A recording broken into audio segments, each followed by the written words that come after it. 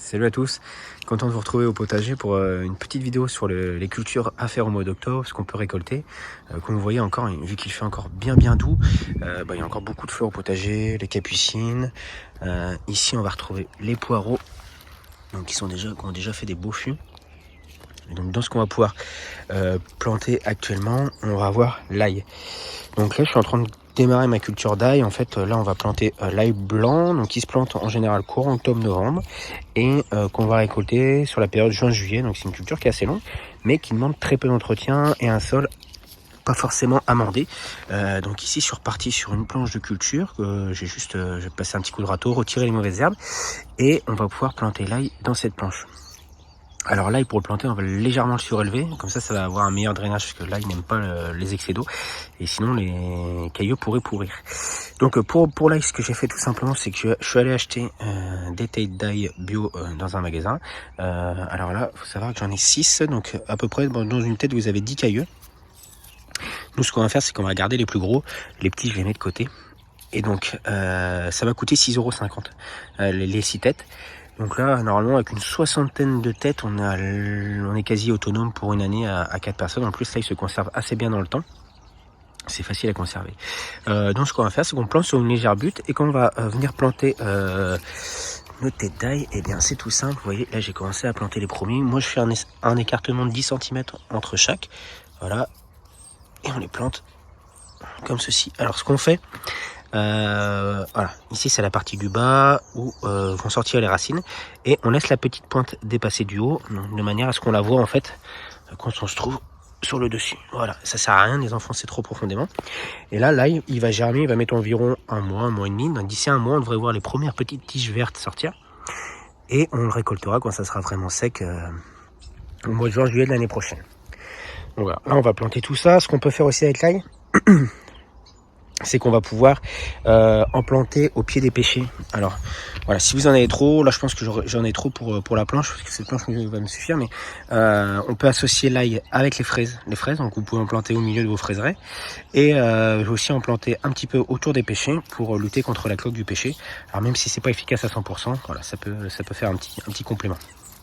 Ensuite, ce qu'on va pouvoir faire ce mois-ci, c'est les semis d'engrais verts. Donc vous voyez, là-bas il y a des engrais verts qui ont été semés sur la planche de culture, donc ça commence à sortir.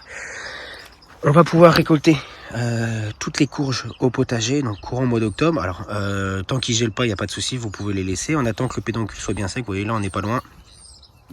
Donc, on va avoir toutes les courges à récolter. Il y en a un petit peu partout. Et l'idée, en fait, c'est que quand le pédoncule est bien sec, il y aura une bonne conservation dans le temps des courges. Voilà, ici, on en a un petit peu partout. Et on va également pouvoir commencer à récolter les patates douces. Donc je vais vous montrer, on va y récolter, voilà, ici, on va récolter ça là, j'en ai un petit peu partout, mais comme on voulait en manger cette semaine, on va récolter les premières ici. Pour les patates douces, là je viens de retirer le feuillage, mais il faut savoir que le feuillage des patates douces, en fait, on peut le consommer, ça se peut manger un peu comme des épinards. Donc là, tout ça, on va le garder, je vais l'amener dans la maison et on va garder les feuilles qu'on va manger. Et au niveau de la récolte, voilà, donc ça c'est un plan.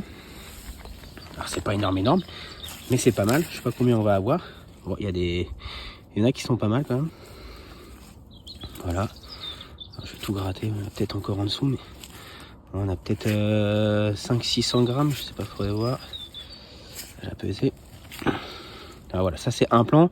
Du coup, je pense que pour les autres, je vais attendre encore un petit peu, parce que c'est encore un petit peu sec. Il faut pas hésiter à bien arroser sur la fin de culture.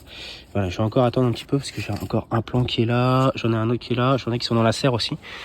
J'en ai un qui est là-bas, donc on va encore attendre un petit peu pour récolter les restes, les autres, mais en tout cas voilà, pour ce midi on va pouvoir manger nos premières patates douces qui ont été cultivées au jardin.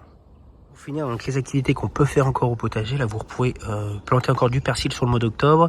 Là c'est les petits semis de laitue qu'on a fait en septembre, mais on peut relancer des semis pour étaler les récoltes sur tout l'hiver. Ça c'est plutôt des laitues qui iront en serre. Le persil on peut le laisser en extérieur, ça craint pas le gel. Là je vous fais un petit aperçu des boutures qu'on a fait le mois dernier, des boutures de rosier, donc qui ont déjà bien repris. Alors pas tout le temps, vous voyez, il y en a qui ont pas pris, d'autres voilà. Mais voilà, c'est pour ça qu'on en fait plusieurs à chaque fois. Là j'ai encore quelques plants à planter. Et d'ailleurs, on va pas tarder à récolter ici. On a du curcuma, on va avoir aussi le gingembre à récolter avant les premières gelées. Là je sais pas si vous connaissez ces petits fruits. Et ça, c'est des physalis. Voilà, c'est excellent. Il faut attendre que ce soit bien sec pour les récolter.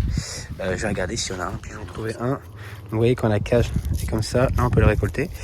Et en fait, c'est super bon à manger. C'est un petit peu acidulé. C'est des fruits qu'on trouve parfois dans les restaurants, dans les desserts. En tout cas, c'est excellent. Et ça se plante. C'est un semis qui se fait autour du mois de mai parce que ça craint les gelées. Et on récolte en général sur septembre-octobre. Si jamais il gèle pas, ça peut tenir l'hiver.